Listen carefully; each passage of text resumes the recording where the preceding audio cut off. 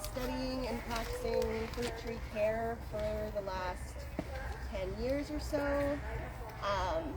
My educational background, I went to college at Cabrillo in Santa Cruz and have a horticulture degree, but most of what I learned, aside from I feel like a tiny bit, was self-taught. A lot of it from attending classes and buying fruit trees and learning through fire, and a lot of interest how to do it correctly. So everything that I know you can know in time.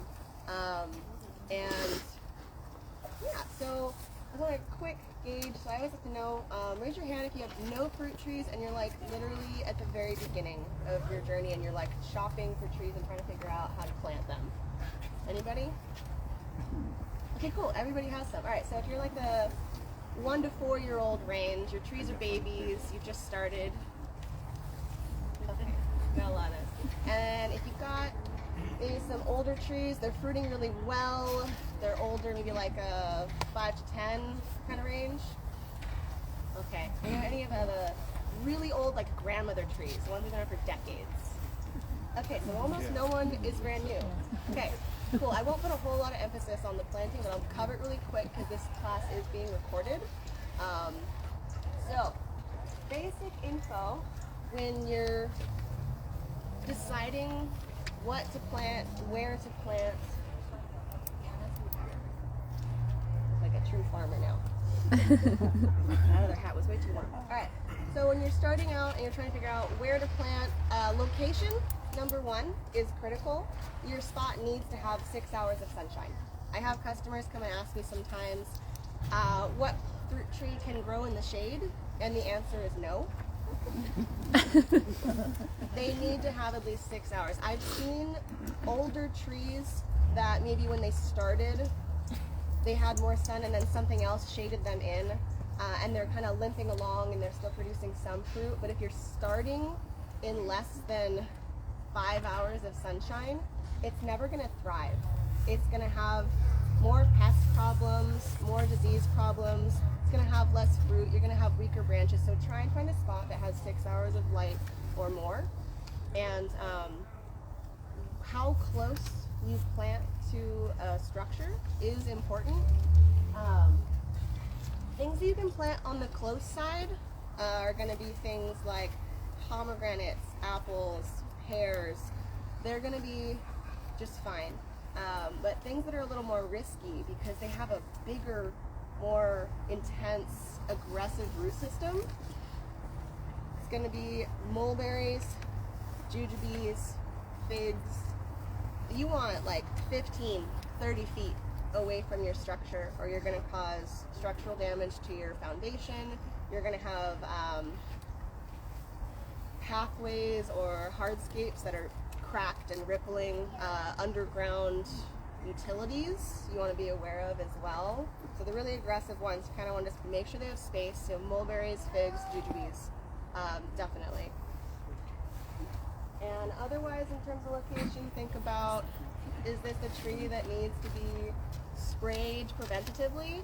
And is having an oil spray on the ground going to be a problem? Sometimes people will have this beautiful hardscape, concrete location, and then it needs to get sprayed with an oil spray every year because it's an apple.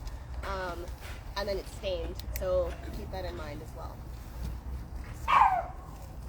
Have a question? Yes. Yeah, so when you're talking about light requirements, is that like 6 hours of direct sun, or do you mean just like sky dome? Direct sunshine. I mean direct sunshine. And it can be accumulated throughout the day. If you get 3 hours in the morning and then 3 hours in the late afternoon, that's fine. But it needs that total of 6 is basically how it goes. If it has more, that's great. And, yeah. In the growing season? In the active growing season, when it's going to be fruiting, if you had something else like, so let's say a peach or something like that, their growing season where they're leafing out, flowering, fruiting is till summer, whereas a persimmon is all the way to December, potentially. It can hang that long, and so it depends on when it needs that energy. Yeah. It's not I guess we don't have a perfect answer, but our experience at home right now is under redwoods, and we have a whole lot of small young fruit trees that are hanging on for life because they Yeah. don't have enough sun. Yeah, they'll have weaker, softer branches that don't develop as much rigidity, and so you're just weaker structural overall. And I had a lot of trees that were fine at my last house, and I moved them, and all of a sudden they have root rot because they're just not drying out as much either. So it's just harder. It's way harder and less light. If you have less light, put something ornamental instead, or gift a friend with full sun a fruit tree and wink at them. I also want to mention, so this class right now that we're in, I'm splitting up the content into two sections. This first section is apples, pears, mulberries, persimmons, jujubes, and then the 11:30 to 12:30 is all the stone fruits. So you can stay for both. There's going to be a little break in between. So I want to mention that we're mostly covering the first section right now. We'll go real quick through fertility. Fertility for the trees, it depends where you are in your process. If you're at the very beginning, I'm going to recommend you put a whole bunch of things into the ground because you want to jumpstart that soil with a lot of goodies. If it's brand new, I would say put in some micronutrients. Azomite, it's got like 15 different micronutrients. And that's going to help make you have more fruit. It's going to have better structure also. Langbonite is potassium and a few other nutrients. This is going to help with actually making your tree a little more resilient, a little more drought tolerant. It just strengthens it. It's like the immune system of the tree benefits from this, and you're going to have stronger branches as well, and then you're going to have more sweetness also. So if you have a fruit that's not as sweet, I always usually recommend the langbonite. Yeah. So you can add it to a tree that's established? Absolutely. Absolutely. You can add it to a tree that's already established. If you have young trees, I would put both of these in the hole as well. This is going to be more nitrogen. In terms of nutrients, there's only 3 numbers on the packaging. First one is nitrogen, that's your green growth. Second one is potassium, that's your root development, and it's your buds and flowers and fruits. Third number is the potassium. The potassium is saying a flavor, kind of overall rigidity, thickness of your cell walls, so structural support. So this one is for young trees. I don't usually recommend it for older trees. It's dominant on the nitrogen. What's a young Considered tree? young. 5 and under. Yeah. Years. 5 and under years would Years be young that to we've me. had it, or years that we think the tree is old? I would say, 'Cause these all don't look like they're brandy new, right? yeah, I would say for trees that are 5 and under in terms of the age of the tree, and if you don't know how old it is, I can tell you at some point later how to kind of guesstimate that. Most of the ones you sell here are Most of the trees here on display around me are between, I think, 3 years and under. Yeah. Bone meal, so this is like 315.0, so middle number, dominant phosphorus is going to be root development. That's why you would want to put this in the hole of a brand new tree. So all of those I recommend up at the start. Super important. And other things for fertility, how much of the mulch? That would be, yeah. So when you fertilize, you want to fertilize at planting, of course, and then once in early spring, around February or March, once in early summer, around May or June, and then once in early August. It's going to be, early fall, so August or September. And then you don't want to give it a bagged fertilizer in winter, but if you want to support the tree, let's just say you have peaches or nectarines or something, or your tree is weak, you might want to give it some worm castings in winter. It's like feeding the immune system of the tree. It's like a wheatgrass shot, you know? It's good for your health. It's going to feed the microorganisms in the soil, and then compost also. Those are the kind of things I would add in winter if you're going to do anything. The other thing you do in winter is topping off your mulch. You wanna We're going to trade off a little bit to save Rose's breathe voice for a some. So mulch, a lot of times we see trees where somebody's had sort of a mow and blow service and it's just kind of barren. That's harder on the trees, and a lot of times they'll have roots that are very near the surface. So when you got your hot summer sun coming down, those roots are getting baked if there's nothing there. Based on your situation, you should have something for mulch always. If you can't do lightweight mulches because of a yard service, or you have a dog that's going to come in and dig it all up, rock is great. It's better than nothing by far. It insulates the heat. It's not going to make as much space for microorganisms, and it's not going to do as much for moisture retention. That's why bark mulch, things like that, are a lot better. But absolutely do something. If you've got that just baked clay look that a lot of people's trees have around them, not ideal. Section's chill hours. Do you want to grab an apple? Sure. We can talk about it. Over. There's one in a black pot over there. You can grab that guy. You have the mulch and you're putting fertilizer. You need to pull the mulch back. Yeah, so if you're doing mulch, you want to pull it back about 1 foot to 2 feet. If it's a small tree, either apple is fine. It's in a black pot, right in front of you. That's one. That's an apple. Thank you. Okay, so if you have mulch, you want to pull it back if it's a young tree. The goal is to actually fertilize at the, what's it called, the canopy drip line.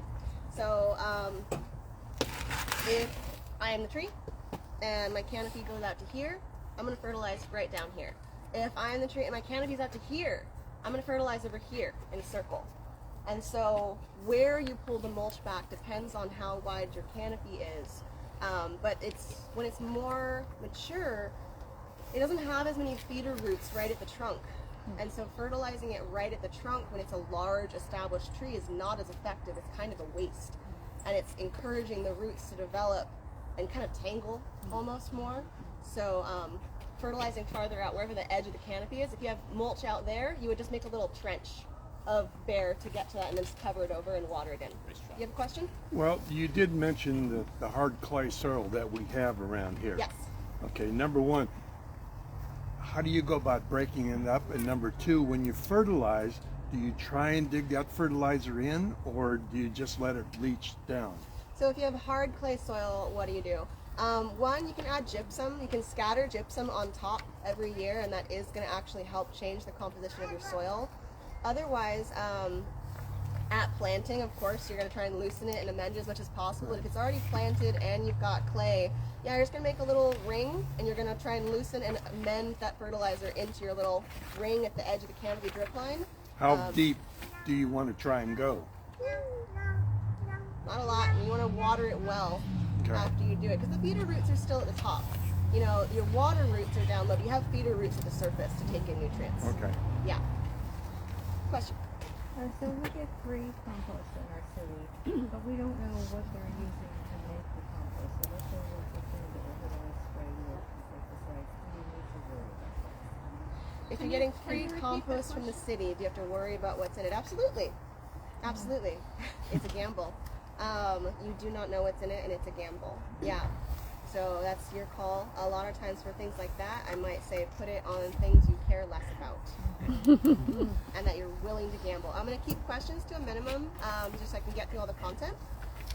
Next section. One more thing on the mulch. Sorry, Yeah. I kind of skipped it, but it said on the handout, but like 2 to 4 inches of mulch, I think is what Oh yeah, you what want a it thicker layer. is. And just kind of in regard to your question, if you keep that mulch, and especially if you've got an organic rather than stone, it's going to help not have that hard pack line that's like dry and hydrophobic in the summertime, because you've got all that moisture held.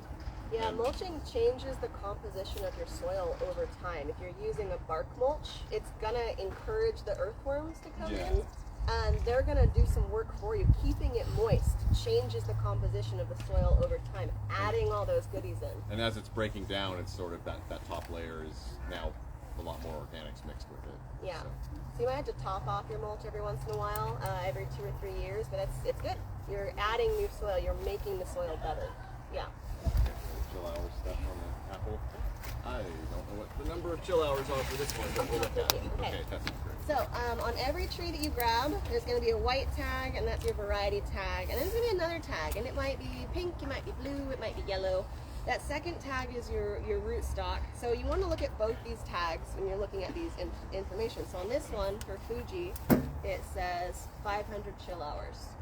Our area Yeah, so Santa Clara County averages 400 to 800 hours. Temperatures below 45 degrees is your chill hour zone. And that's related to your bud development. If you have a variety that needs a high chill, the buds are going to take longer to open. Yeah, and waking up sooner, right? It's also a thing with the lower chill hour plants are going to wake up sooner.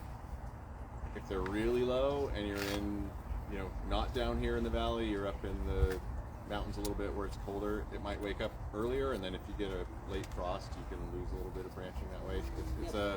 It's tricky to figure out, and it's hard to find the data on exactly how many chill hours you get in your area. So it's a little bit of doing personal science to figure it out. I used to live up in Boulder Creek, and I figured out the chill hours there. It was like 800 to 1,000 chill hours, which means that I wanted plants that woke up later, or else they would be getting damaged. Otherwise, if you were coastal, if you were Santa Cruz, you're right next to the water here, you want a lower chill hour. But if you're kind of in the middle, somewhere between 400 to 600 is kind of your happy place. And so when you look at that tag, you need to look at the chill hours.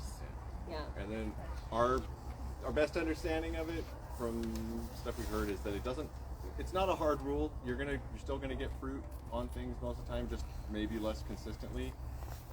Most specifically with cherries. Yep. Just cherries, right? Cherries is a big one, and then high chill apples sometimes don't work. But there's all this data out there, like new data from Dave Wilson Nursery, saying, a lot of apples we thought were like 1,000 chill hour apples. Well, we planted them in an orchard down in Southern California, and they're fruiting. So the data's really not as firm as it had previously been believed for chill hours, except for cherries.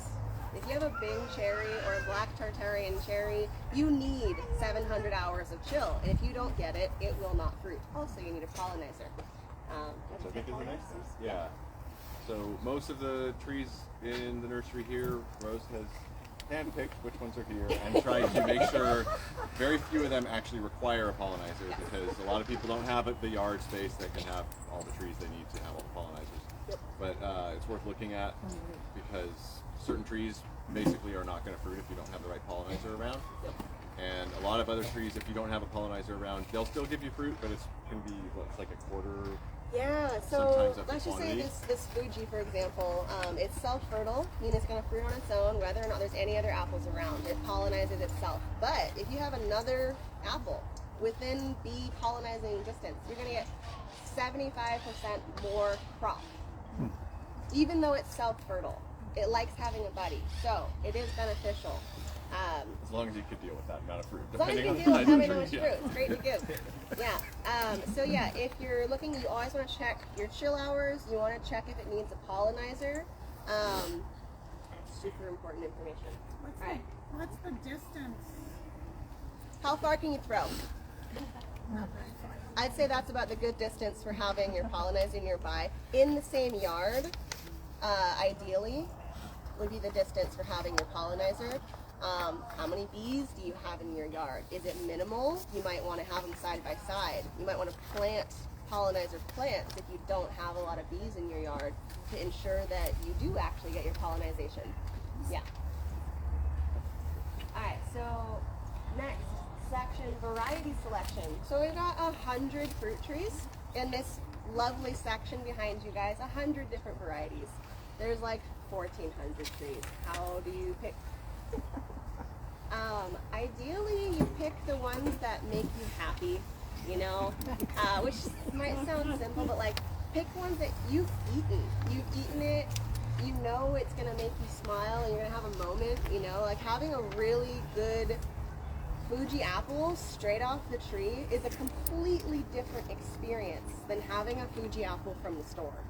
It's completely different. So taste test as much as possible. There's not a lot of options for knowing what you're getting, but I've written down a few on this sheet. If you're really interested in apples, there's a tasting out in Santa Cruz every year. A little bit of a drive, but totally worth it. They have it on Highway 1 at one of the farms out there, but it's put on by California Rare Fruit Growers. I have this information on page 1 under varieties. But California Rare Fruit Growers puts it on every year. It's around October or November. When I went, there was 65 different varieties to choose from. I had heard of about 10. try and find that apple. Good luck. But some of my favorites that I've tried, I tried there, and then I went and I hunted down that variety, and I got it, and then I got to taste it. Oh, it's totally worth it. So what you get, try and taste it. So there's the apple tasting. Andy's Orchards fruit stall down in Morgan Hill has amazing fruit, and they have it, spring through winter, and everything is labeled. Everything says exactly what variety it is.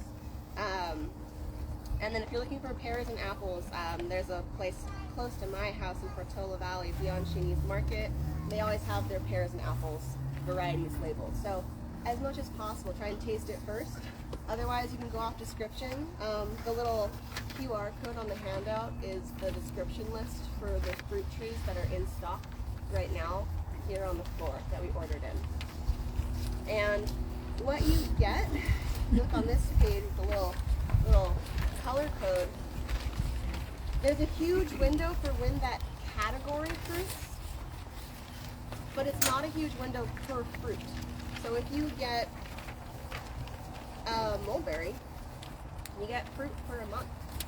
If you get apples, that one single variety will fruit for 2 months. But if you get a multi-graft apple, you'll get a bigger window, maybe 4 months, because the different varieties fruit at different times. And so if you have space, have multiple individual trees, but try and stagger. Make sure that you see when does this fruit, when does this one fruit, and try and not have them overlap as much. If you're not careful, a lot of peaches, fruit in July. A lot of plums fruit in July. There's a lot of things that fruit in July. So if you're not careful, you might have everything all at once and you're overloaded. So try and stagger them out. There's a really neat reference. It's called the Dave Wilson Nursery Fruit and Nut Harvest Chart. And basically it's like a much larger version of this tiny thing I have at the top here that has every single variety of deciduous fruit tree that they sell and the time frame for when they ripen. And so if you're really digging in and trying to stagger your harvest, that's a good reference. Okay. So next stock is rootstocks. And there's a lot I could say about rootstock, but I'm going to keep it really brief. If you have the handout, read it through. The main thing is that rootstock, how many of you know what a rootstock is? Raise your hands. Okay, some yes, some no. All of these trees around me are technically 2 trees, at least. Put this on the table for a second. Yeah, that's okay. So put it sideways. How many got that one? Alright, so there's this little jig down here. This to here, that's the rootstock from here to here. And this is a M111 rootstock, which is a technically semi-dwarf apple. See the big air quotes? It dwarfs it 15% smaller than full size. Yeah. People can see it on the side. So some people sit on the side there. 15% smaller than full size means that it can grow 20 to 25 feet. I don't consider that semi-dwarf. I consider that full size, way bigger than anybody wants. And so I often have customers that are like, oh, I bought a dwarfed apple. And I'm like, cool, what's the tag say? Because they'll see semi-dwarf and they'll think dwarf, but they don't read how big does it actually get. And it'll tell you on here, it says unpruned tree height 80 to 90% of standard, or about 15 to 25 feet tall. So if you pruned it well, every year correctly, you could keep this tree to 15 feet. That is the reasonable expectation.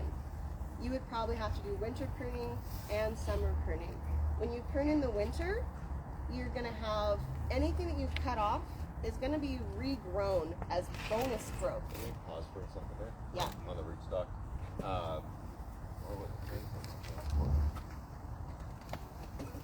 I think I But forgot if how to all do the it. growth is on the tip, how does the rootstock doesn't make it taller? So how does that make it shorter? Like, I don't get So that. the rootstock basically, so they take the rootstock, the M111 apple tree, they grow it, they slice it, they merge on your Fuji apple in this case, and by it having to be filtered through the roots, the energy being filtered through the roots, it kind of girdles it a little bit. And so apples on M111 are dwarfed by about 15%. Apples on Geneva rootstock are dwarfed about 50%. And so most of the apples here, I ordered on Geneva rootstock. Nobody wants a tree bigger than 10 to 15 feet most of the time. Some trees cannot be ordered in on a smaller rootstock. But it's the fact that it has to kind of pass that energy through the graft union. It just kind of slows it down, and it imparts its characteristics onto the tree. And so one is size. No, what I was wanting to say that you reminded me of with the question was that some rootstocks on certain varieties, it dwarfs it, but it also is not quite as vigorous. Yeah. Right? And that's a trade-off, because sometimes it means you've just got a smaller tree. Sometimes it means that tree's not going to be as healthy. And citation with peach, right? Yeah. That's the one that we've seen a lot of. It's common. It dwarfs the tree to a size that doesn't require as much maintenance, but they're just not as healthy, more prone to a lot of diseases and less vigorous growth. And that's a choice you have to make when you're getting the tree. If I'm going to have less ability to prune it, to care for it, it will keep it smaller. You go with the full-size peach, you're going to have a massive tree if you don't get it pruned. Everything here is on a rootstock. Most of the things here are on a rootstock. Some of them, the rootstock that they're on has no effect on the size of the tree. So persimmon, mulberry, fig, and jujube are on a rootstock. Although fig is not always on a rootstock. I think pomegranate also is not always on a rootstock. It's just on its own. It's a cutting. But those ones, the size of the tree is based on the variety. It's not based on the rootstock. Whereas for everything else, all the stone fruits, apples, and pears, the rootstock is actually going to dictate how big the tree is going to get. Whereas the other ones, if you have a fig and you want to get a small tree, don't get a mission fig, because mission fig gets 30 feet tall. Get a blackjack, which has a very similar fruit, but it only gets 15 feet. So you want to check that kind of information. But as Dustin was saying, like the height is one thing it does. The other thing the rootstock does is it changes the vigor. If you have a full-size standard seedling apple, for example, it's going to be bigger, but it's also going to be way healthier in comparison. If you have the same care as a semi-dwarf tree, it's going to be a healthier tree. This is a apricot on myrobalan rootstock. This is a full-size rootstock. It's just a baby tree. This tree can get 20 feet tall. It's also going to be less susceptible to disease and pests and drought stress because it's on a full-size rootstock. Larger rootstocks are more drought tolerant. They're more resilient in general if given proper care. I have a question. Yeah. Before you move on, you touched on winter and summer. Oh, that's definitely going to come later. Oh, okay. That's right in the next section. So because you kind of cut off. Yeah. Hundred. Good question? Yeah, so the rootstock does affect the amount of root damage to plumbing and other things. Yes. Is this a consideration? Yeah, absolutely. So the size of the rootstock may affect plumbing and whatnot. If you get the handout on the first page, I kind of go over which one. There's kind of the low risk ones, and there's is there any handouts left at the table? No. Okay. A lot of us about. Got it. Hey, can I have some assistance? If somebody can go to my computer and print out another 20 handouts, I have it up on the screen on one of the tabs. 20 more handouts for the class. That would be helpful. Do you want to print page 9, page 1 through 8? Is this handout available online? Okay, so yeah, but on the first page, so low risk ones where the roots aren't a problem: pomegranate, apple, pear, persimmon, peach, nectarine, plum, and pluot. Even though apple is a full-size big tree, the roots are not actually as problematic. Same thing with, pear, persimmon, they might get to be a big tree. The main thing you got to consider is how big is that trunk going to get, because the trunk on a big persimmon can be this big. You don't want to plant that right next to a house. But the roots themselves aren't actually as problematic. And so for those, I have plant anywhere from 4 to 15 feet away. And the 15, thank you, Brittany. There's a lot of people. So for those ones, it's more of like the size of the canopy and what are you maintaining. Because sometimes I've seen people where they plant it, say, really close to a fence, and maybe like tree here, fence here. But the whole canopy is leaning 10 feet that way, and all of a sudden they're needing to stake it because they didn't prune it to have an equal distribution of the weight of the canopy.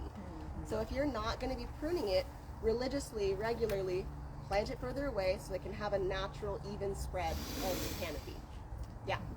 How do you keep a tree small? We're going to cover that. You are, That's actually next in pruning, right? Cool. Yeah. Okay, so where are we at? Pruning was the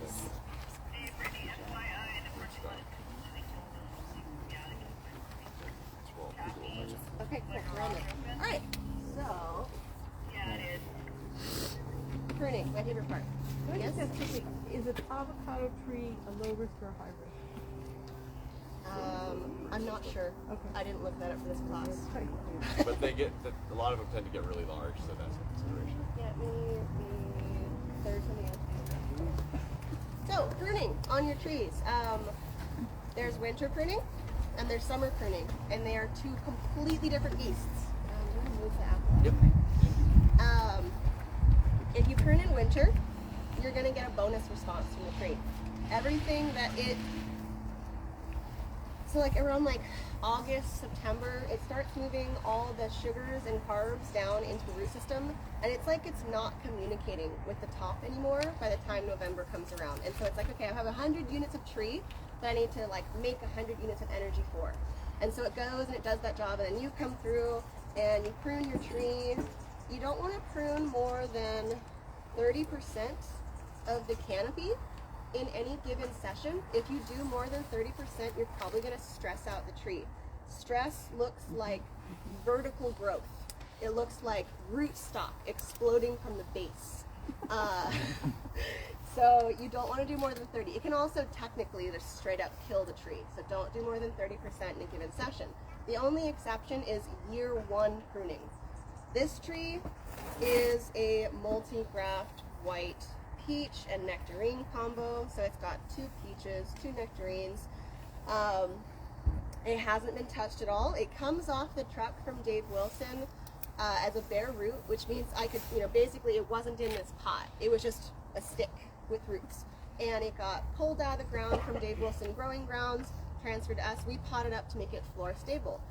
The reason I'm mentioning that is that some of the roots were disturbed in the transit process. It has lost some of its root system. You need to prune it the first year. You need to prune it. I cannot emphasize that enough. And pruning a little more than the 30% that first year is okay. You can do dramatic things that first year, and it's totally fine. There's a cherry somewhere on this line. I think it's right there.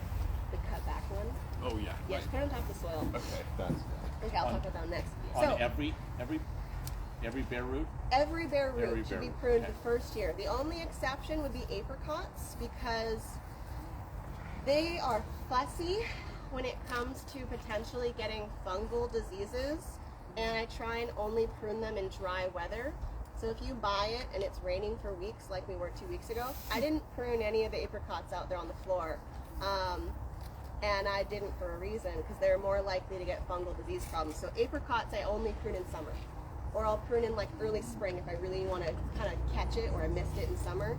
I don't prune them in winter unless I have to. So for this tree, since it's brand new, I'm going to look for the 4 Ds. There's dead, damaged, diseased, and disoriented. Dead is obvious. You can print off with me if you want. I don't have. Oh, you don't have your printers? I still grab it. If you want to, that might be good, but it's not necessary. I'm kind of just doing a strength test, checking the attachment on these. In transit, this first one, you're going to have a lot of damage, especially if it's a peach or a nectarine.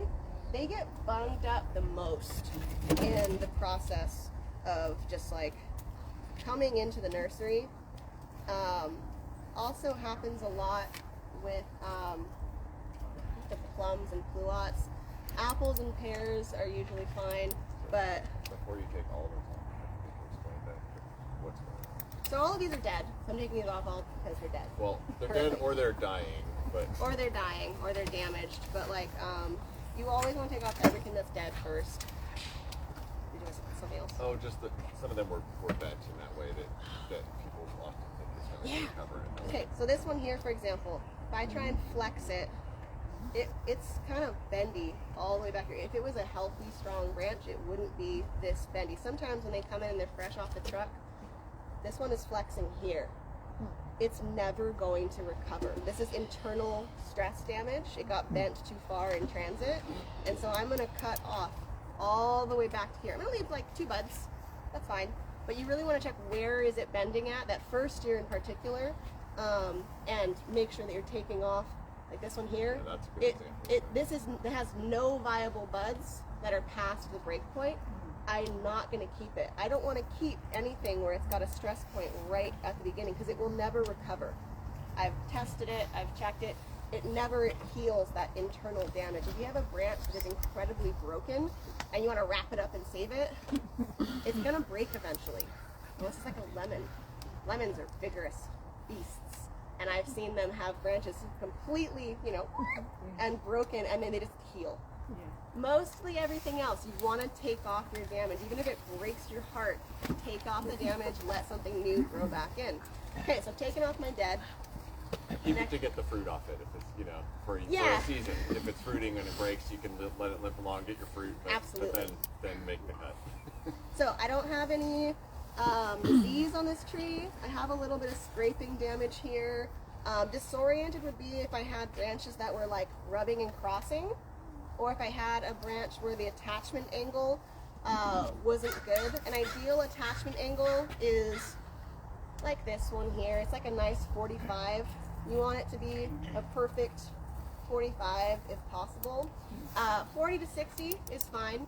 The more vertical of branches, the more green growth you're going to get, the less fruiting growth you're going to get. The more horizontal it is, the more fruit you're going to get, but the less structurally sound it is. And so you want that perfect in between as much as possible. There's these tools called limb spreaders that you can use, and it's just a little piece of wood. He's going to grab one that you put between branches to like pull them apart. If you use a limb spreader, you can always use a stake also and tie it up, but you want to have that nice open center when you start with something. If they're going to stay like this, they're eventually going to get congested. If they're congested, you have less airflow, you have less sunlight. Less airflow means more pests. Less sunlight means less sweetness, less fruit production, maybe internal canopy branch die out. And so, Took a minute to find one. it's fine. But so there's different ones, different sizes. This is a little 6-incher. They go up to 12 inches. You can make your own too. It just has a notch on one side, notch on the other side. And then you would use it to shape a branch the way that you wanted. And if this was a bigger one, you could shape, like I would shape this one out more like this. And then I'd take it off after a year if I had a bigger limb spreader. So those particularly work well on young branches. Like these branches aren't really hard and set yet. So if you do that and it stays there for a year, you'll take it out and they'll just stay just like that. I mean, if you try to do it on older stuff, it's also really more hard. rigid and probably never going to actually take the Yeah. So to set this tree, if it was brand new and I was buying it or selling, getting it for a customer, this little one here, there's one more that's damaged, and take that off. And also they were really close. You don't want things that are connected at a V angle. If you have a branch where it's connected like this, eventually there's going to be a branch ridge collar, this kind of scar tissue that develops between the two branches, and they'll thicken and the scar tissue will build up and then they'll both break. And so if you have a staggered one, more like this, that's fine, totally great. But if you have multiple coming out of one spot, eventually it's probably going to break, and you don't want to keep that. So if you have that, pick the stronger one, remove the other before you're too emotionally attached. I say this and you laugh, but you know I'm right. So if I was going to prune this for year 1 health, I like having a low fruiting canopy. So a lot of the pruning that I do is leading in that direction. I'm not trying to have a canopy that I can walk under. If I give it 4 or 5 years with the way I'd prune it anyway, it'll get taller. You can let it get taller. But it's nice to have fruit right here. And so with this one, I usually only keep the strongest part of the initial wood. This one is bending here. And so I'm just going to keep right there. pull that in front for a second. This one's really rigid and strong, so I'm going to keep at maximum 2 handstands. It's about a nice amount that I just learned usually works out. This one. Two what? Can you? 2 handstands. Oh, 2 what? It's about 6 or 7 inches, but it's kind of just a nice, easy measurement. Hang loose. From Hawaii, so I think I just got the shaka in my system. I'm gonna go 3 on this one just because this is for a customer and I'm not having this conversation with them and they might get stressed out if I cut too much of this future person's tree. But 2 to 3 maximum is what I would keep. I usually keep between 1 and 2 if I'm trying to have a low, tight fruit bush canopy. So again, I'll measure somewhere around 3. I'm cutting to a bud that is facing out and away from the middle of the trunk. There's a bud right here facing this way. And so I'm keeping that one. This one here, I cut to a bud facing this way. This one, the bud is right here. It's going to go this way. So wherever you cut to, the direction the bud is facing matters. It's going to continue the next growth in that direction. Sometimes it doesn't listen to you, and it'll go 1 bud lower, and then maybe it's growing in towards the middle of the trunk. If that happens, like say if I cut it here, but then this one fails and it grows here in the middle instead, I'll be like, no, try again. In spring when I see that it's doing that. So, on this multi-graft, this is the dominant. You can kind of see this is the big leader, right? So I'm gonna cut it back to balance it. I'm cutting to a bud facing out, but I'm probably gonna need to come back in summer and cut this branch in summer next year to even out the energy. I just want to interrupt for a second because what Rose just did there is a technique that will help you all pruning. What did I do? When you have a bigger branch like this or anything that's hard on your hand to cut, if you just do this, it's hard. If you have this kind of force opening the branch as you cut it, it's way easier. It matters. It saves your hands some pain. So she did that instinctively and just kind of pulled it away from the cut to open the cut. I forget the skills I have. like to pass it on. Same Also, the angle doesn't help with that water to stay on top.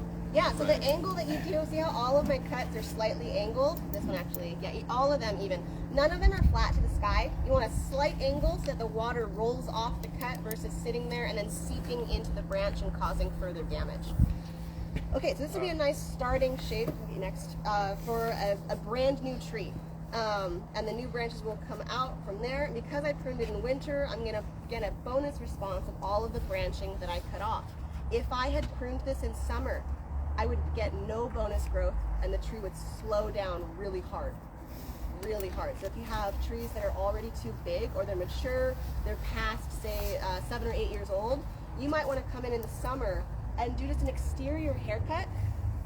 All of the end growth, cut it back to maybe 1 or 2 handspans of the current year's growth, and then do the rest in winter. It slows down the response growth a lot. So summer pruning slows it down. Or if you have big removal cuts, large diameter cuts that you need to make, you would want to do those in the summertime versus doing them in the winter.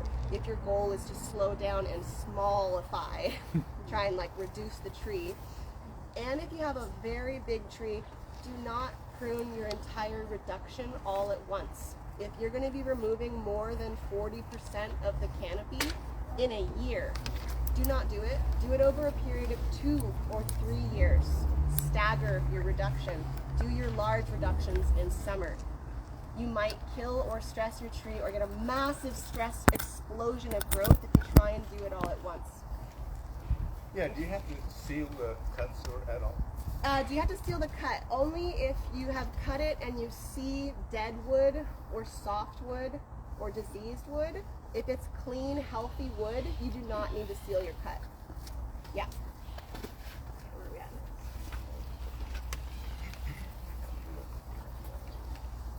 Alright, so there's a lot of different types of fruit wood. Get this all gathered up. This guy out of the way now. Yeah, almost done. So, grab some pruning wood for you guys. One thing that is always very sad that I'll see is I'll come to someone's house and they've pruned their tree and they don't have any fruit and they don't know why they don't have any fruit. This is the fruit wood. This one is a Asian pear. It's gonna walk around a little bit, but see these short little knobby sections? So they're very short, they're not long and lanky. they develop slowly, one tiny bud at a time, and then a whole cluster grows. So on pear, they'll have a fruit cluster. They'll have what's called a spur that develops. And first there'll just be one little individual one, and then that one little individual one turns into an entire cluster. And they can fruit off of that cluster for 2 to 10 years. And so if you're pruning off your fruit spurs, you don't got no fruit. And they develop off of 2 to 4 year old wood. And so they'll start at this tiny little bump, you know, on the side of something. Like this is the beginning of a fruit spur that will turn into a larger section. And so those tiny little bumps, you gotta keep them. You gotta know what they look like. All of the fruit spurs are gonna look different. There's 2 whole pages of what the fruit wood looks like in the handout. I'm not gonna go through all of them. But it's different for each one. And a lot of them, like on this one, this is 1 year old growth from here to here. Nice bright color. That's how you identify your current year growth. Current year growth is where the majority of your pruning cuts should be made, with a tiny amount in your older growth to maybe open up or thin a section. But it's mostly just the current year's growth that you're pruning. If you cut the whole section off, you're taking away the tree's ability to make fruit.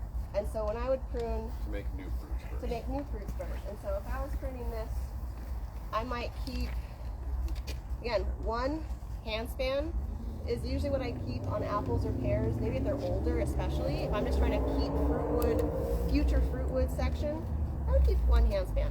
And then this will eventually have fruit spurs that come off of these 6 buds. I left 6 buds. Usually it's 2 to 7 buds or 1 to 2 handspans if you're trying to keep it smaller and tighter and denser. Which a lot of people are wanting. You don't want a tree that you have to get up on a 15-foot ladder for. But this will have fruit spurs in 1 or 2 years coming off of these side shoots. Any questions? One thing I wanted to say on that, because we've seen this, what she was saying, you know, people are pruning their own tree and they don't know, and they end up thinking, oh, this is weak growth, so they cut it off. And we've also seen it with people's gardeners that are not educated to it at all, and they're well-intentioned, but then you don't have any fruit and you don't know why. So it's even if you're not going to do it, if you have gardeners coming in, it might be worth studying up what they look like just to try to prevent losing Yeah, it that way. and teach your gardeners so that they know what to do because they want to do it right. Yeah, so there's a bunch of different fruit bud things what they look like, and it's different for everything. What do I got here? This was a lot. Yeah, pluots or plum. No, yeah, plum. Oh, apricot is apricot. This one. All right, so I'm kind of veering off what the topic is, but apricot. There's 2 different kind of areas on the branch that things can make fruitwood. Apricots, cherries, and plums and pluots. They'll make what's called spurs. So this is a short section. This is actually 1, 2, 3 years of growth. This little section between my hand, and I can tell where how old it is. There's these neat little things called growth rings, and I think on page 4-ish. I'm the one that has a circle on the peachwood. Oh yeah, it's on page 5. Page 5 on the right, there's a little tiny section, there's a circle around something. That's called the growth ring. And I'll just show you, not close. See this little 360 ring right here, or right here. It's a wrinkly, knobbly section. That separates this year's growth from last year's growth. And you can look at that, so see the color also. See the little whole 360 ring that separates them? Right there. All these little nubbies? That one right there. This is actually 2 years. That's 1 year. That's 2. That had a very short amount of growth last year. So you can look. Yeah. So I'm just gonna walk around and show some. Sure. So like, so this one here from my fingertip to here, that little ring. See right there? That's the growth ring. So here to here is last year's growth. Here to here is the previous year's growth. So you can look at the amount of growth. Just kind of pass it around. Look for the full 360 ring, and you can see where the growth is separated from this year versus last year. And if you look at that, you should have thick, healthy, pencil thick, or at least close growth. It's at least a hand span. If it's less than that, the tree was missing something. It was missing nutrients, it was missing like a little water. scrunched up. And so if it's a very almost short looks like if you took amount the for a year, the bark and that's the kinda tree went- saying, I need something from you. I need more care. Figure out what it is. But you can also, if you took a tree that had never been pruned, I could count it from the tip all the way to the trunk and tell you exactly how old it was. So if you have a tree, you don't know how old it is, you can kind of get a general age off of just counting those growth rings all the way down to the center. All right, so. Yeah. Oh, no. So, gonna move on to the next session for now. Just one thing on the pruning the cherry that you took down to the. Oh yeah. Oh, right. Yeah. This is a heading cut. You can do this on everything except for peaches and nectarines. Don't ever do it; they'll hate you. There was a damage spot right here, and so I just cut it down. It's gonna explode with growth right here and be a short little fruit bush. So if you ever have a chronic injury in the middle of a branch, cut right beyond it into clean, healthy wood. You don't need to seal it as long as it's clean, healthy wood, and then it's gonna grow right back. Unless it's peach or nectarine, they don't like that. They have to come back to like a side branch.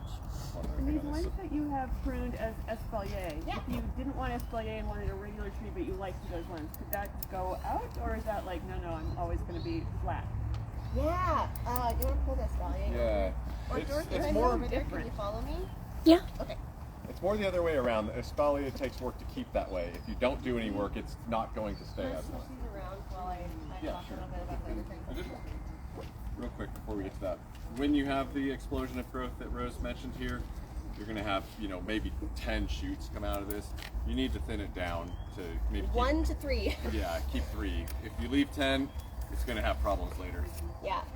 But that's going to be a great little fruit bush. It's going to be very accessible, and you can train it up and up and up slowly and have this like massive production all pickable from the ground. I love low fruit bushes.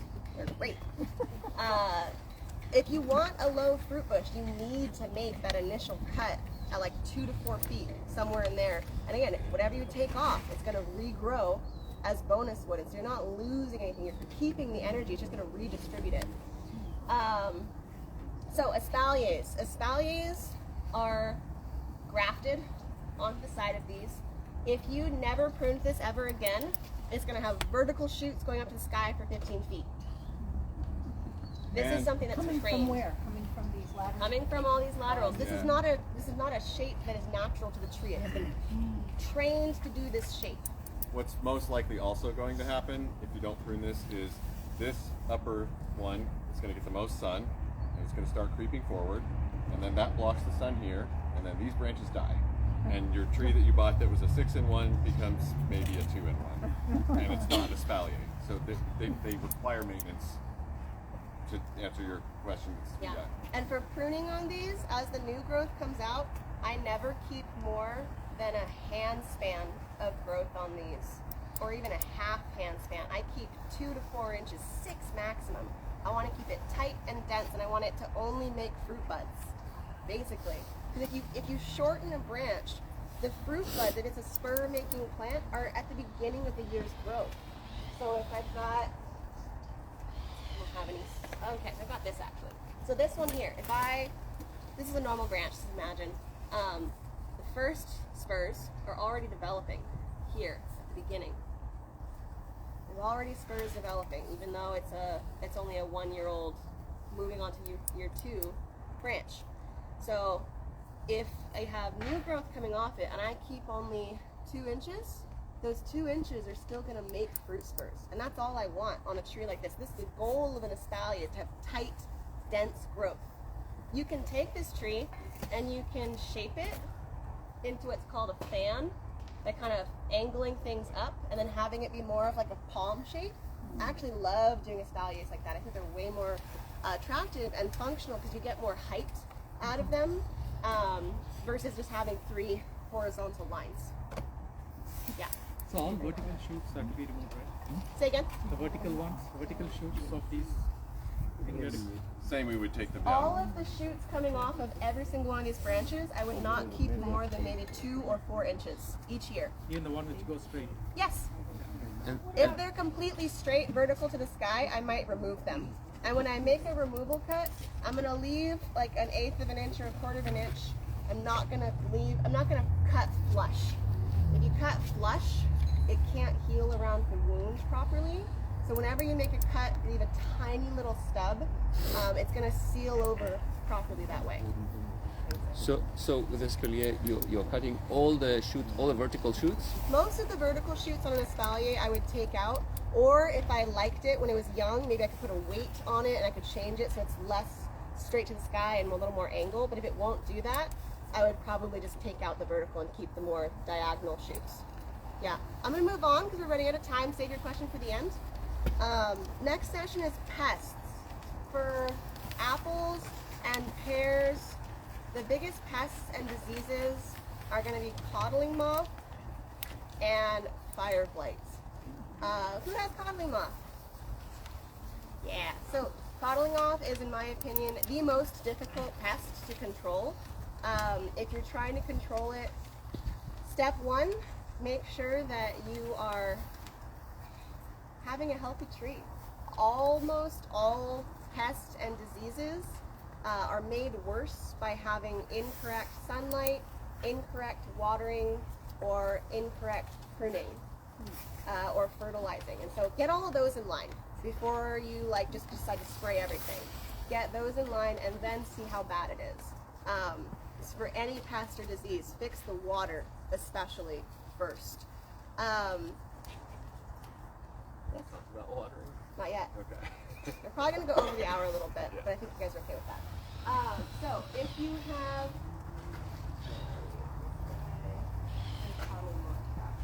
on the cart over there, if you have any pests or diseases, actually if you have any fruit trees at all, and the only fruit trees that don't need spray, so if you have any fruit trees at all, you're probably going to want to spray yearly with these two things. We've got Monterey horticultural oil and Monterey liquid copper. They are made to be mixed together and used together. If you just use one, it will be less effective, especially if you only use liquid copper for say peach leaf curl. It's less effective because the oil in the horticultural oil makes it bind and stay longer on the tree. You're spraying 3 times in winter, once in December, once in January, once in February. February is critical. February is probably the most critical one. If you're gonna do one and you don't have time to do others, at least do February. It kills overwintering insects, and then it's gonna protect against fungal problems. Fire blight is a special beast. I'll talk about that next. Or how do you make it? 2 to 4 ounces of each in 1 gallon of water, and like a pump sprayer. And spray it on the entire tree, all of the surfaces, and also down the trunk and a little bit on the ground. So you spray that. That is step 1 for coddling moth. Step 2 would be putting a trap in the tree. This is a monitoring device and a lure. And so there's more in-depth instructions in the handout specifically for coddling moth because it's such a beast to get rid of. But if you do this, you do the spray, you're going to reduce it a lot.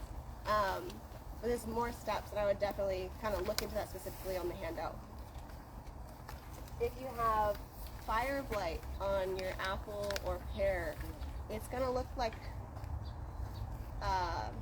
someone took a torch to the to the blossoms, and then the foliage coming down from the blossoms. The fungal spore enters in at the flowers, and so if you have an apple or a pear and it's blooming, kind of keep an eye on it for the next 2 months or so.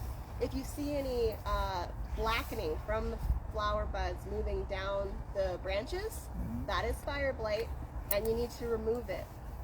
You cannot treat it with a spray once it is already there. And you need to go 6 to 12 inches past the visible damage. You'll see vertical kind of wrinkles on that blackening wood, and you want to find the end of it and then go 6 to 12 inches past that and cut it. Every time you cut, you're cleaning your shears with like a bleach solution or like a Clorox wipe. It can spread to other parts of the tree if you make a cut into diseased wood and then you cut somewhere else without cleaning your shears. Yes? What time of year is that done for like apricots? The fire blight cutting. when you see it. Apricots don't get it as much. It's usually apples and pears. They can get it. Apricot has it. My apple There's don't. Eutypa dieback, Eutypa. which happens in apricots, and that just when you see it, and that often happens from having pre-existing injuries in the tree, or if it's pruned in winter, or if the tree is stressed. But that one, you just cut out what you see, Just cut out what you see. and then 6 to 12 inches past that when you see it. Not winter. Not winter. Okay. Yeah, not winter. Okay, so let's see what else. Oh yeah, one other thing you can do if you have a lot of pests on your trees, this product is called Tanglefoot, and it's a incredibly sticky physical barrier for having any pests climb up the trunk of your tree. So when I use this, I'll usually have either masking tape, or there's a product that you can buy with this. It's kind of like almost like a kind of corrugated piece of paper that you wrap around the base of the tree, and then you apply this on that. I'll usually use like a paint mixing stick, and I'll just do a thin layer around the base of the tree, about 6 inches or 12 inches from the bottom, and it's really helpful with the whole coddling moth routine, because then they can't crawl back up. A lot of the insect pests, I'd say most of them, at some point in the cycle, something is crawling up the trunk of the tree. Yeah. This stuff's kind of nasty. Yeah, wear gloves, It's intentionally wear nasty. clothes you don't care about, be careful in your application, but it is, if you have a serious infestation of coddling moth, this will help reduce it, and do, yeah. Does that even help with squirrels? Because I get squirrels to steal my apples all the time. You put fake snakes in your tree for squirrels, but then you gotta move them every few weeks. I have a few customers that swear by that. Use what? Fake, Like a rubber snake. Sorry, did I say fake squirrels? I meant No, you fake said snakes. snake. Yeah, fake Fake snakes. in your tree. But if it's a really big tree, you know, they're good. So what my customers have told me is the areas where they have the snakes are the areas that are left alone. But they have to move it like every 1 or 2 weeks. It's they have kids, and the kids will climb the tree, and that's I was going to say, chore. keep my grandkids out, wouldn't I? Yeah, you know, just guys them off of Amazon. With squirrels, if you have a smaller tree, you can cover it with netting. But it is a really hard one to get rid of. You know, you want a really yappy dog or something. Squirrels are hard. You want to have enough fruit to share when you have squirrels. Yeah. That's true. One thing for the coddling moth that I will mention is early ripening varieties, such as Anna or Dorset Golding, are less likely to have coddling moths, or at least a less impactful hit, because they flower and ripen sooner. And there's usually 3 waves of coddling moth, you know, Over the course of the year. over the course of the year, like 3 mating flights and 3 separate attacks, which is why having just the horticultural spray in winter is not enough. You have to like be really diligent if you have a big infestation, and be really vigilant for a few years, and then it usually, like, the population itself is flattened a bit, and then you can go back to just doing a winter spray. What do they do, these moths? Coddling moths will tunnel into the middle of the apple, and they'll eat the center of the apple. You can still eat the apple if you cut away the infected parts, but it's cosmetically damaged and the core is gross. That's what they do. Typically, that's like if you cut into your apple and it's got the brown mush inside part of it, that's probably coddling moth. I think we're accurate. The rest is good for apple pie. So. Okay, last section is going to be watering. Watering. Question, apple scab. How do you treat apple scab? How do we treat apple scab? I do not have an answer for you on that. Talk to me afterward. Yeah, I don't know off the top of my head. It's not something I have a lot of experience with. Do they go from cages? Yeah. So watering is the #1 reason that anything goes wrong in a fruit tree. In all plants, actually. #1 reason that anything goes wrong. It's going to cause your fungal problems. It's going to attract your pests. If a plant is watered incorrectly, it's going to be stressed, and stress attracts pests. So watering for most of the fruit trees, especially apples, pears, mulberries, persimmons, the really hardy ones, figs, they're very drought tolerant. Year 1 in the summertime, you would water once a week, equal to double the container size of the plant. Year 2, you would water every 2 weeks. Year 3, you would water every 3 weeks. Year 4, you should be at once a month. The volume of water that you give it should slightly increase each time. And maybe every 2 years or so, move your irrigation a little farther away from the trunk. By year 4, you should be watering once a month, probably 20, 30 gallons in a ring a few feet away from the tree. That would be correct watering. Incorrect watering is if you have the tree set to be watered shallow and frequent, same as a lawn. They do not like that. They do not want to be watered 3 times a week for 15 minutes. It's going to weaken your root system. It's going to weaken the whole tree. It's not going to anchor well, and all the roots will be up at the surface. Surface roots are good for taking in nutrients, but they're not good for making the tree drought tolerant, and they're not good for anchoring the tree. And so you want to treat it like a drought tolerant tree, and it should have a separate zone on your irrigation system in order to accomplish that. So if I'm like most people, our trees are right by our lawns. Yeah. So our lawns get watered. So fruit trees in a lawn are a recipe for a weaker tree. You're going to have roots up at the surface. The only way that you can combat that is remove the lawn out to the edge of the canopy of the tree, change your irrigation so it's not watering in that area, and mulch it and give it a separate watering system. That would be the correct answer. Otherwise, you're going to be putting a band-aid on a problem for the rest of its life, and you're going to have to water it more frequently, and it's going to have more pests and diseases. If you keep it in the lawn, on the lawn watering, you'll have very shallow roots that you trip over and you see. Yeah. The exceptions for the water hardy category are going to be pomegranates. They can be drought hardy if you don't need them to fruit, but if you want them to fruit, they need to be watered weekly. Maybe after year 4 or year 5, you can push it back to every 2 weeks, but they're not actually very water hardy. So pomegranates are one exception, and everything else basically, except for peaches, nectarines, and pomegranates, are water hardy. Question? We have so much rain lately, right? So I stopped the irrigation system completely. So when would be a good time to kind of restart because there was so much water? Yeah, when do we water? So I gave you that kind of weekly to every 4 years watering schedule. That's the summer watering schedule. Fall and spring should be half that frequency. Winter should be no water. If it's a drought year, you might water once or twice, and that's it. I don't usually turn on my water again until mid-February or early March, and I will have it be less frequent than what my summer watering is going to be. When you see buds on the tree, you can turn it on, but don't have it be frequent yet. Have it be infrequent, like not more than once every 2 weeks if it's a new tree. Maybe even just kind of manually turn it on for that first few weeks. If it seems like the soil is dry for the first 3 inches, 2 or 3 inches dry, then you would water. Yeah.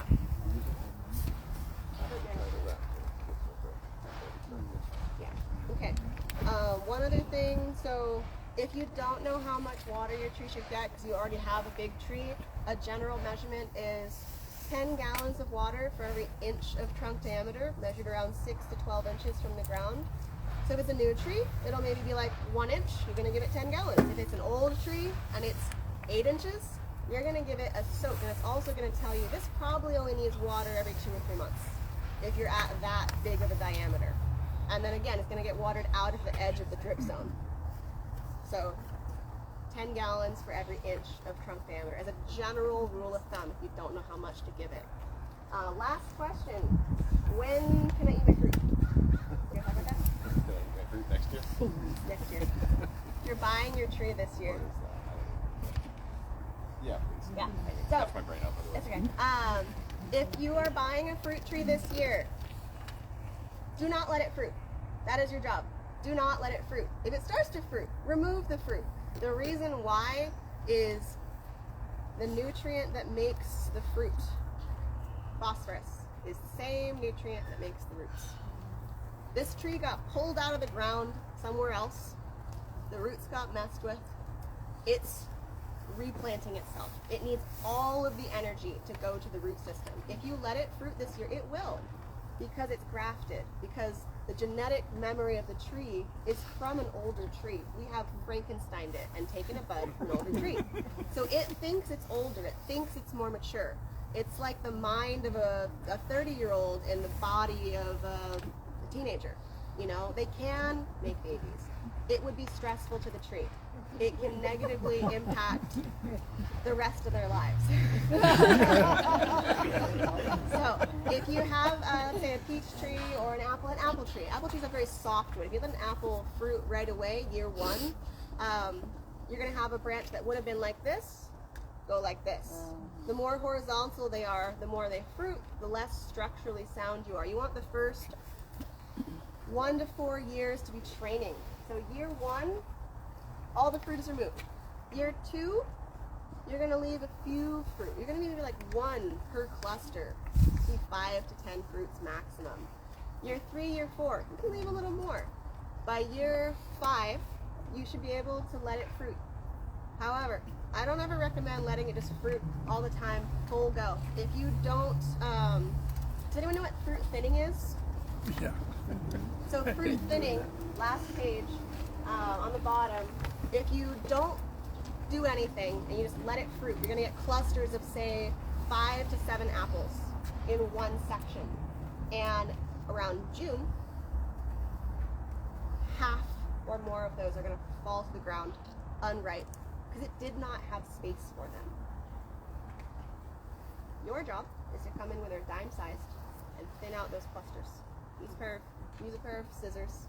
Don't use your hand, you might break off the whole cluster. But if you don't, you're going to get lost fruit, and the energy that went into those fruit that is falling on the ground is wasted. If you take off the fruit when it's dime sized, the energy that would have gone to that lost fruit will get rediverted into the fruit you are saving. 2 or 3 fruit per cluster maximum is what I recommend, and you'll get bigger, tastier fruit and less waste of nutrients.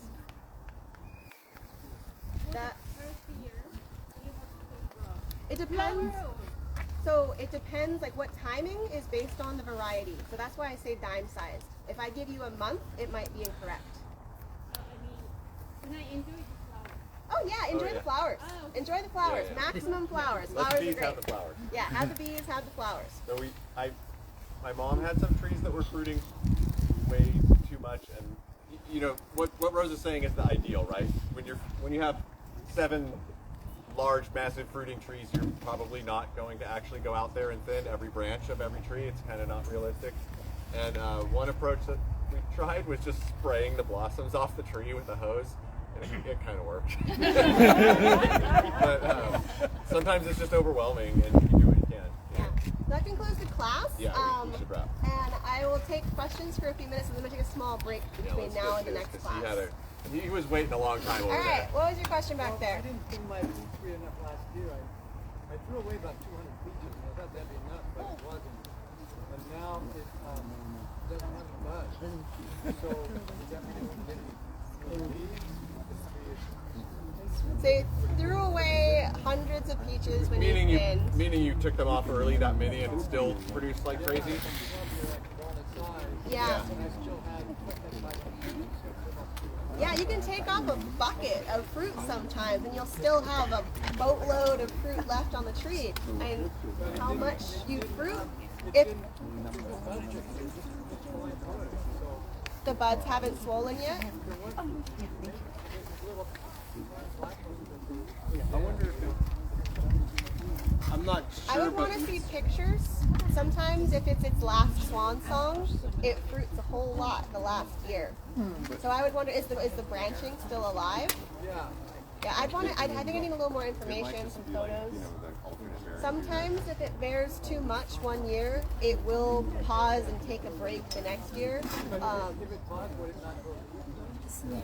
If it paused, it would still grow foliage. Yeah. I feel like this is a longer conversation I'd love to have later with some photo and more information. Yeah. You can catch you here to ask you questions during the week? Yeah. Yeah, I'm here on Fridays and Saturdays. Okay. Yeah, I saw another question over here somewhere. I think you were raising your hand. How do you keep a fig tree roots smaller? It's a 50 trees per pound. Yeah, if you want to do a fig tree smaller, so fig trees usually I don't even need to prune them very much. I'll usually just prune the tips every year to force them to branch. Otherwise, they'll grow like 3 or 4 feet in one direction, and then maybe eventually start branching over here. I'll usually prune them back like 2 to 3 hand spans, so have more branching, more denser. Are they if they've gone really long, you can do a hard cut back, but it probably won't. It'll grow new growth right around the cut, which you then have to thin back to 1 to 3 equally, spaced shoots, and it probably won't fruit off of that cluster for a year, possibly 2, but then it'll fruit again. If you have to cut it back really hard. And so you might lose fruit in that section fruit, but you can bring it back. And then otherwise, just kind of making sure it's getting fruit yearly. You might need 2 to 3 years of like bringing it back in a staggered amount to get it down to a smaller tree. Oh, thank you. Yeah. Is citrus going to be another one? The roots? Well, the roots, that depends on the variety. Yeah.